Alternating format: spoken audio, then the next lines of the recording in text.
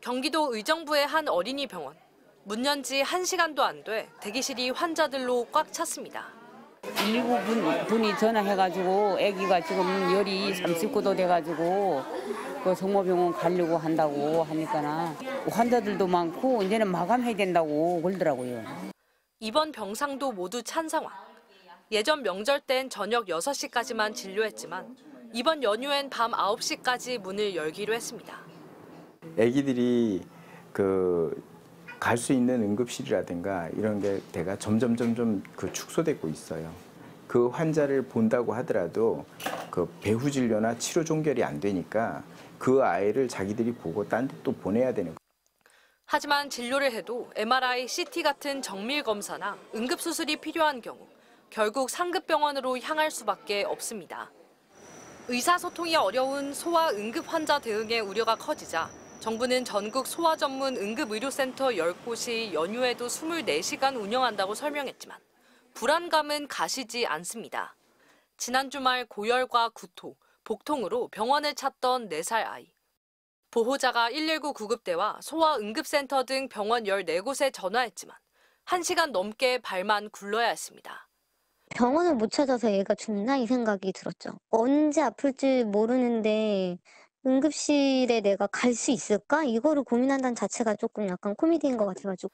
결국 장이 한쪽으로 말려 들어가는 장 중첩을 진단받은 건 42km 떨어진 대학병원이었습니다. 정부는 연휴 기간 포털 검색이나 지도 앱, 129 또는 119 전화를 통해 근처 문 연 의료기관을 찾을 수 있다고 강조합니다. 그러나 문을 열어도 치료할 의사가 부족할 거란 우려는 여전합니다.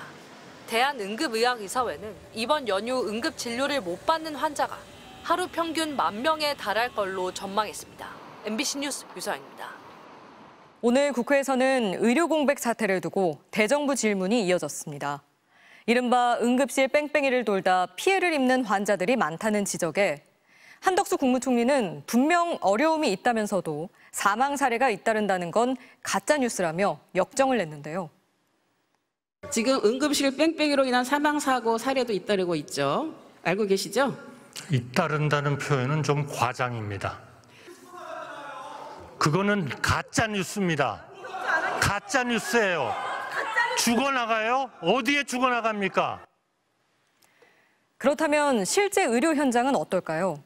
오늘도 긴급 이송된 뇌출혈 환자가 대학병원을 코앞에 두고도 문 닫은 응급실을 전전하다 중태에 빠지는 일이 있었습니다. 윤소영 기자가 현장 취재했습니다. 한 남성이 아파트 야외 계단을 내려가려다 보도블럭 턱에 걸려 중심을 잃고 앞으로 넘어집니다. 바닥에 머리를 강하게 부딪혔는지 이웃 주민이 일으켜 세워보려고 해도 움직임이 없습니다. 심각한 뇌 손상이 의심되는 상황이었는데 바로 수술이 가능한 응급실로 가지 못했습니다. 지역에서 유일하게 응급수술이 가능했던 세종 충남대병원이 사고 바로 전날 야간 응급실 운영을 중단했기 때문이었습니다. 사고 장소에서 대학병원 응급실까지는 차로 단 10분 거리에 불과했습니다. 결국 이 남성은 수술할 의사도 없는 지역의 민간병원 응급실로 옮겨졌습니다. 가족들은 간단한 응급처치만 받았다고 합니다. 너무 이제 고통스러워하셔서 진통제라도 좀 놔주면 안 되냐 호소를 해서 진통제를 따로 이제 맞고 있었거든요. 그런데 이 남성은 새벽부터 몸 상태가 급격히 나빠지기 시작했고 다음 날 오전이 돼서야 충북 청주에 있는 한 병원으로 다시 옮겨졌습니다. 사고 발생 18시간 만에 수술을 받았습니다. 하지만 일주일 넘게 의식을 찾지 못하고 있고 위독한 상태입니다. LC 당초에 대학병원에서 입원을 한 상태에서 출혈이 커졌을 때 바로 그 수술을 받는 조치를 받았으면 어땠을까라는 생각을. 지역에서 유일한 권역 응급의료센터인 세종 충남대병원은 추석 연휴에 잠시 24시간 응급실을 운영하지만 전문의가 충원되지 않으면 다시 야간 응급실을 닫아야 합니다. MBC 뉴스 윤소영입니다. 내일부터 시작되는 추석 연휴를 앞두고 비상응급 대응 주간이 운영되는 가운데 오늘부터 경증 환자는 응급실 이용료의 본인 부담금이 90%로 인상됩니다. 복지부에 따르면 경증 환자가 권역 응급의료센터에 가면 13만 원 정도였던 본인 부담금이 22만 원으로 평균 9만 원가량 오르게 됩니다. 지역 응급의료센터를 방문하는 경우엔 6만 원이었던 부담금이 10만 원 수준으로 약 4만 원 인상됩니다. 복지부는 다만 질환의 중증도나 지방의 특성에 따라 달라질 수 있다고 설명했습니다.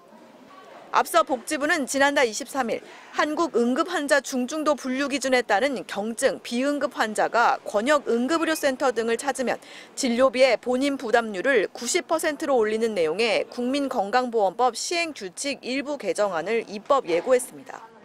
이 같은 조치는 응급실 문턱을 높여 경증 환자의 응급실 쏠림을 막고 부족한 의료진이 중증 환자의 진료에 집중할 수 있게 하기 위한 것이라고 복지부는 설명했습니다.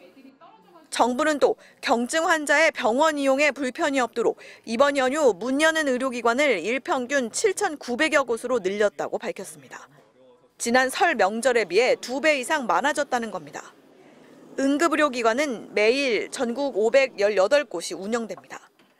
연휴 동안 이용할 수 있는 당직 병의원은 응급의료 포털 누리집과 응급의료 포털 앱, 보건복지 콜센터 등을 통해 확인할 수 있습니다. MBC 뉴스 공윤선입니다.